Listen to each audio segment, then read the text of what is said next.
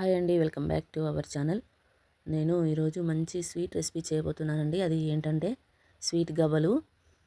మన సంక్రాంతి పండగకి పిండి వంటలు, స్వీట్స్ అన్నీ చేసుకుంటారు కదా. నేను దానికోసమని ఈ యొక్క రెసిపీ చెప్పబోతున్నాను. ఇది చాలా బాగుంటుందండి. పిల్లలు అయితే చాలా ఇష్టంగా తింటారు. ఇది నేను బెల్లంతో అలాగే గోధుమ పిండితో ఈ స్వీట్ రెసిపీ చేయబోతున్నాను. మీకు కూడా తప్పకుండా నచ్చుతుంది. వీడియో మాత్రం స్కిప్ చేయకుండా పూర్తిగా చూసేయండి.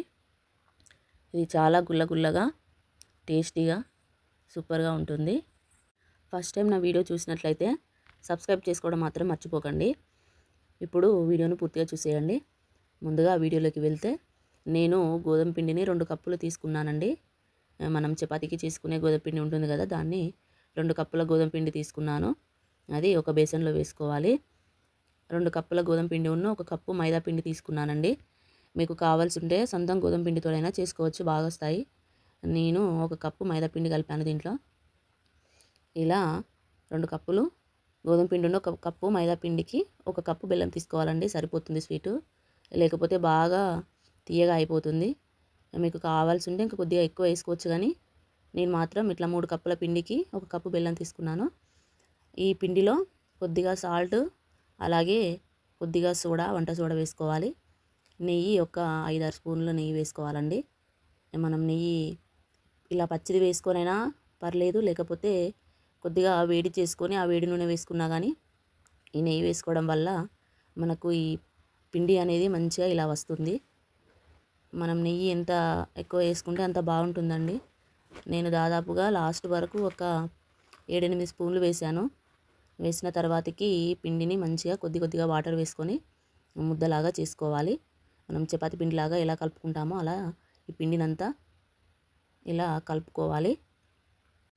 ఈ పిండి కలిపేటప్పుడు మనం నెయ్యి ఎందుకు వేసుకోవాలి అంటే గవ్వలు అనేది మంచి గుల్లగా క్రిస్పీగా అలాగే మంచిగా ఉంటాయండి. అందుకే ఈ నెయ్యి అనేది ఇంకా కాల్చి వేడి నెయ్యి వేసుకుంటే మాత్రం ఇంకా బాగుంటుంది.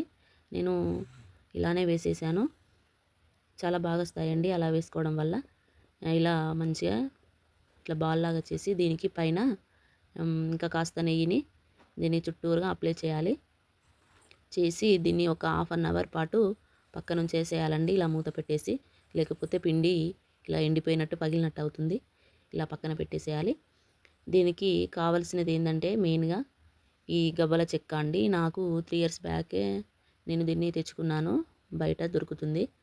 లేకపోతే మనము చపాతీలు చేసుకునే జల్లెడ ఉంటుంది కదా, పూరీలు చేసుకునేది, దాంతోటైనా కూడా చేసుకోవచ్చు ఈ గవ్వలు. చూడండి పిండి ఎంత స్మూత్గా ఉందో. ఒక 1/2 అవర్ పాటు దీన్ని పక్కన పెట్టేస్తే మనకి ఇలా అయిపోతుందండి. అది చాలా స్మూత్గా ఉంది. ఇప్పుడు దీన్ని కొద్దిగా బాల్స్ లాగా చేసుకొని మిగిలిన పిండి పైన మూత పెట్టేసి కొద్దిగా తీసుకొని నేను వీడియోలో చేస్తున్నట్టుగా అలా పిండిని పొడుగులా చేసేసి చిన్న బాల్స్ లాగా చేసుకొని మనం గవ్వలుగా చేసుకోవడమే. ఇలా చిన్నగా బాల్ లాగా చేసేసుకొని చెక్క పైన పెట్టి ఇలా ప్రెస్ చేసి కిందికి అనేసేయాలి. అంటే మనకు గవ్వలాగా కనపడిపోతుంది బాల్ అనేది. చెక్క లేని వాళ్ళు ఇలా ఇది ఉంటుంది కదా పూరీలు చేసుకునే జల్లెడ, దానిపైన కూడా ఇలా పెట్టేసి చేసేయచ్చండి. లేకపోతే దువ్వెన కొత్తవి ఉంటాయి కదా ఇంట్లో, కొత్త దువ్వెనతోటైనా కూడా చేసుకోవచ్చు. నాకు మాత్రం ఈ చెక్క ఉంది కాబట్టి నేను దీని మీదనే చేసేస్తా. అన్నీ ఫస్ట్ ఇలా చిన్న బాల్స్గా తీసుకున్న తర్వాతకి గవ్వలు స్టార్ట్ చేస్తానండి. కొద్దిగా పిండిని పక్కకు పెట్టేసి దానిపైన మూత పెట్టేసి ఇలా బాల్స్ చేసుకున్నాక వాటిని గవ్వలు చేసేసి వీటిని ఒక ప్లేట్లో ఉంచేసుకోవాలండి. ఒకదానిపైన ఒకటి వేసేస్తే అతికిపోతాయి. విడివిడిగా ఒక ప్లేట్లో మంచిగా వాటిని పెట్టేసుకుంటూ చేసుకోవాలి. చూడండి ఎంత బాగా అనిపిస్తున్నాయో. సేమ్ మనం అష్టచమ్మ ఆడుకునే గవ్వలు ఉంటాయి కదా, అలానే కనిపిస్తుంది కదా, అలానే ఉంటాయండి ఇవి. అందుకే వీటిని గవ్వలు అంటారు. మనకు ఇది కాకుండా వేరే ఏ షేప్లోనైనా చేసుకొనైనా వీటిని చేసుకోవచ్చు. ఇలా ఉంటే ఇవి చాలా సూపర్గా కాలిపోతాయి. బాగా ఎక్కువ పిండి కూడా పెట్టద్దండి, కొద్దిగా పిండి తీసుకోవాలి. ఎందుకంటే ఇది బాగా ముద్దలెక్క అయిపోయి మనకు డీప్ ఫ్రై కాదు, మళ్ళీ ఇలా పొంగిపోతుంది, పూరిలాగా పొంగిపోతుంది. కొద్దిగా ముద్దలాగానే తీసుకొని వీటిని ఇలా విడివిడిగా ప్లేట్లో పెట్టుకోవాలి. ఇట్లా పెట్టుకొని చేసుకోవాలండి. పిండి అంతా కంప్లీట్ అయిపోయిన తర్వాతకి దీన్ని కొన్ని కొన్నిగా డీప్ ఫ్రై చేసుకుంటూ కాల్చుకోవాలండి. నాకు దాదాపుగా ఒక చిన్న జల్లెడన్ని అయినాయి ఇవి లాస్ట్కు. ఇవి వామ్మో ఇన్ని అవుతున్నాయి అని అనిపించింది. కానీ డీప్ ఫ్రై చేసిన తర్వాతకి అవి ఎన్ని కాలేదు, కొన్ని అయినాయి. ఇవి చేసుకున్న తర్వాతకి స్టవ్ మీద ఒక మూకుడు పెట్టుకొని దానిలో డీప్ ఫ్రైకి సరిపడా ఆయిల్ వేసుకొని మనం ముందుగా చేసుకున్న ఈ గవ్వలను ఒక్కొక్కటిగా అందులోకి వేసుకొని మీడియంలో స్టవ్ పెట్టేసి నెమ్మదిగా వీటిని కాల్చుకోవాలండి. ఫుల్గా పెడితే మాడిపోతాయి. మీడియంలో పెట్టుకొని కాల్చుకుంటేనే మంచిగా లోపలి దాకా కాలిపోతుంది, గుల్ల గుల్లగా వస్తుంది ఈ గవ్వలు అనేది. ఇలా మంచి గోల్డెన్ బ్రౌన్ కలర్ వచ్చేదాకా కాల్చుకోవాలి. చూడండి ఎంత బాగున్నాయో. ఇలా కాల్చుకున్నాక పక్కన వేసుకోవాలి. మిగిలిన గవ్వలను కూడా సేమ్ అదే విధంగా కాల్చుకొని ఒక గిన్నెలోకి తీసుకోవాలండి. ఈ గవ్వలు బెల్లంతో చేసుకోవచ్చు, అలాగే కారం గవ్వలు చేసుకోవచ్చు, చక్కెరతోటి చేసుకోవచ్చు. నేను మాత్రం సింపుల్గా బెల్లంతో ప్రిపేర్ చేస్తున్నానండి. ఇది ఎవరికైనా చేయొచ్చు, దీనికి పెద్ద పనేం లేదు, ఎవరైనా చేసేయచ్చు, సింపుల్గా ఉంటుంది రెసిపీ. ఇలా కాల్చుకున్న తర్వాతకి ఒక గిన్నెలోకి తీసుకోవాలి. దీనికోసం మనం ముందుగా 1 కప్పు బెల్లం తీసుకున్నాం కదా, 3 కప్పుల పిండికి 1 కప్పు బెల్లం. ఇది పర్ఫెక్ట్గా సరిపోతుందండి స్వీటు. ఇక కొద్దిగా స్వీట్ ఎక్కువ తినే వాళ్ళైతే ఇంకా కొంచెం వేసుకుంటే సరిపోతుంది.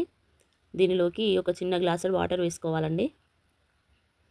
వేసుకున్నాక దీన్ని ఇది కరిగేలోపు కలుపుకోవాలి. ఇది పానకం రావాలి అనేది ఏం లేదు, మనకు బెల్లం కరిగిపోయి కొద్దిగా దగ్గరికి అయితే సరిపోతుంది.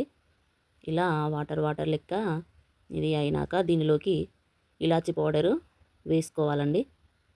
ఇది వేసుకున్నాక మంచి ఫ్లేవర్ వస్తుంది గవ్వలకు. ఈ పౌడర్ వేసుకున్నాక కొద్దిగా మరిగిన తర్వాతకి స్టవ్ను సిమ్లో పెట్టేసుకొని మనం ముందుగా చేసుకున్న గవ్వలు ఉన్నాయి కదా, వాటిని ఇందులోకి వేసుకోవాలి. వేసుకొని అన్నీ మంచిగా కలుపుకోవాలండి. నేను దీనిలో సరిపోతలేదని చిన్న బేసన్లో వేసుకొని వీటన్నిటిని కలుపుకున్నానండి. ఇప్పుడు స్టవ్ను ఆఫ్ చేస్తే సరిపోతుంది. ఒక బేసన్లో వేసుకొని వీటిని మంచిగా కలిపేసుకున్నాను. ఎంతో సూపర్ టేస్టీగా ఉండే స్వీట్ గవ్వలు రెడీ అయిపోయినాయండి. ఇవి ఒక హాఫ్ అన్ అవర్ పాటు మనం ఇలా పక్కన పెట్టేస్తే ఒక్కొక్కటి చాక్లెట్ టైప్ ఉంటుంది, పిల్లలకు ఇచ్చేయచ్చు. చూడండి మంచిగా ఎలా ఉందో, లోపలి దాకా గుల్లగుల్లగా ఉడికేసి పైన స్వీట్గా సూపర్గా ఉంటుంది.